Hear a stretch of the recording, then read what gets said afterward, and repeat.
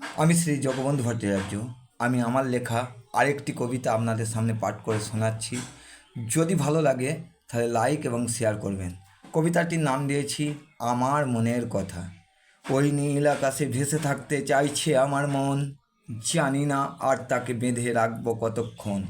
নদীর স্রোতে ভাসতে তার খুবই ইচ্ছা করে, কিছুতেই বেঁধে পাচ্ছি না রাখতে আমার মনটারে। আমার মনটা খুবই ভাবুক, সে ভাবতে ভালোবাসে, তাই তো সে মাঝে মাঝে এরকম বায়না করে বসে। সে চায় পাখির মতো আকাশের বুকে মেলে দিতে ডানা, নদীর স্রোতে ভাসতে চাইছে হয়ে কচুরি পানা।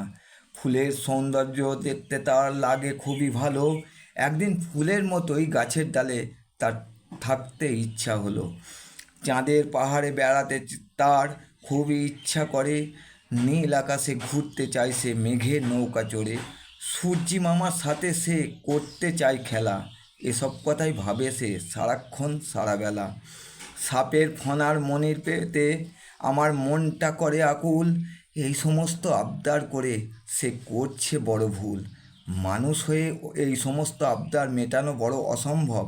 তোমরাই বলো, এই সব আবদার মেটানো কি আমার পক্ষে সম্ভব? কিছুতেই সে বুঝতে চায় না, শোনে না কারো কথা, শুধু শুধু আমার মনটা পাচ্ছে বড় ব্যথা। কি করব পাচ্ছি না ভেবে মনটাকে শান্ত করতে, আমার মনের জ্বালায় কোন দিন হবে এই পৃথিবী ছাড়তে। তাই তো আমি আমার মনটাকে আর দেব না প্রশ্রয়, আমার মনের সমস্ত চিন্তা ছেড়ে আমি এই পৃথিবীতেই থাকতে চাই। নমস্কার বন্ধুরা।